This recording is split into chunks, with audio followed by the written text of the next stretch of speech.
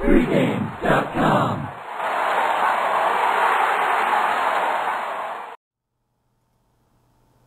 I'm Vegas Runner, here with Brian Leonard. Going to break down a little Mountain West action. It's actually the first time I'm breaking down a UNLV game. Doesn't get any bigger than this for UNLV. They're playing at New Mexico, a team they routed earlier in the season. But this is by far the most important game on the schedule for the Runnin' Rebels. They own the tiebreakers over everyone, so they have to win this game. But New Mexico, I believe, one of the most underrated teams in the Mountain West.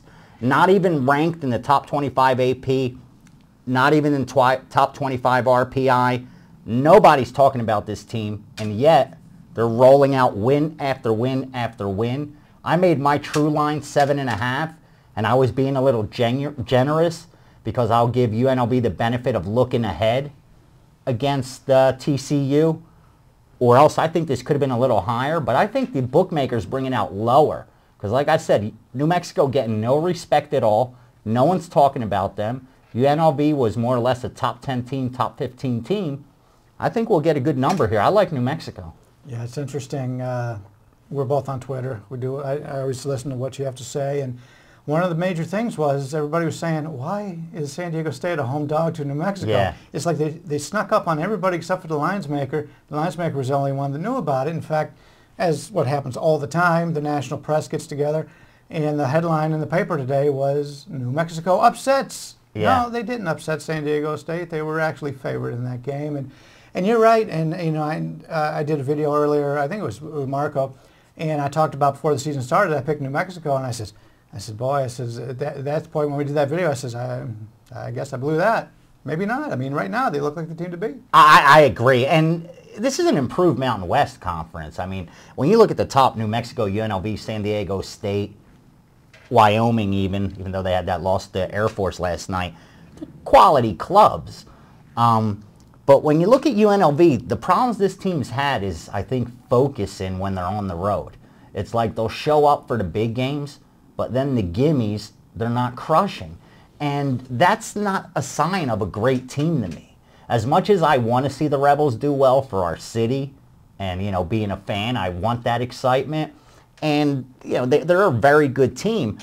I just don't know if they're as good as the AP poll and people make them out to be. I think it's more they're exciting because of the style of offense they play. I mean, they run the floor, they score points, but I don't think they could match up with that New Mexico defense. I think it's offense versus defense. You have the number 9th scoring offense in UNLV against the number 9th scoring defense in New Mexico, who's also 4th in field goal percentage allowed.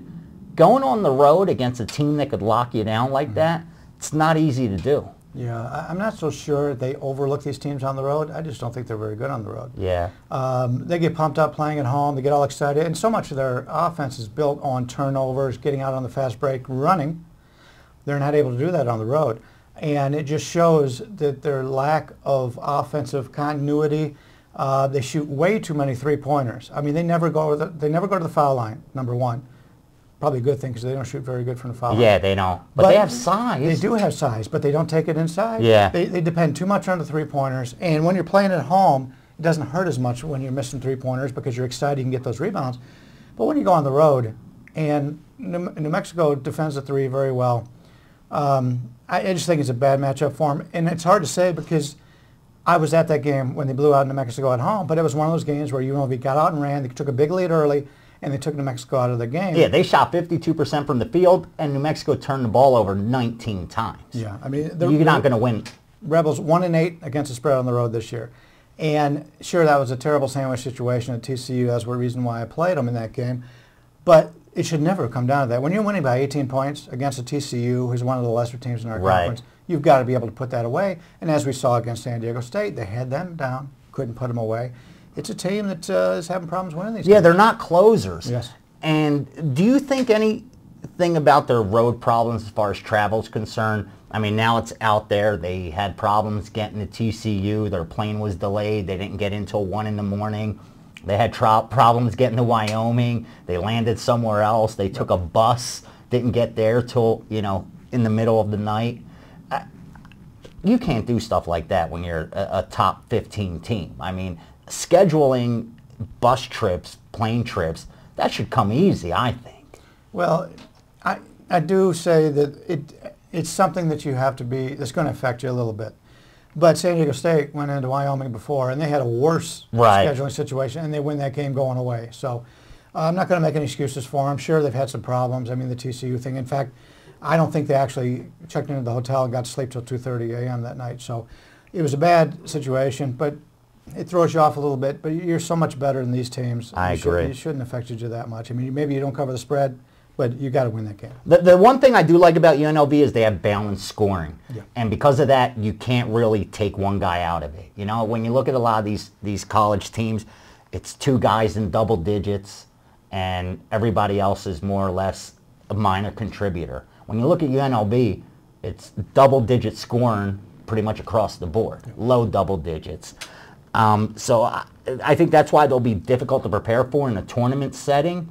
If in fact, you know, after that first week, not the little weekend, you know, you play Thursday, then you play again Saturday, or you play Friday and again Sunday, I think they'll be difficult to prepare for in that kind of short if they get time past span. The first game, yeah, because of the fact you can't say, you know what, we're going to take this guy out of the equation and that's it, let everyone else beat us. You can't really do that with UNLV. But I think New Mexico knows this team well enough, and as big of a game as this is for UNLV, it's just as big for New Mexico.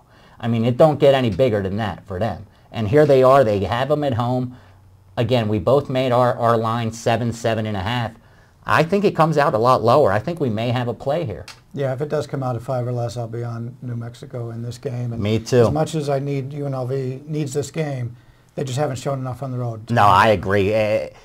Tempo 35 according to Ken Pomeroy, but here they are on the road. Not sure they're going to get New Mexico to play ball with them.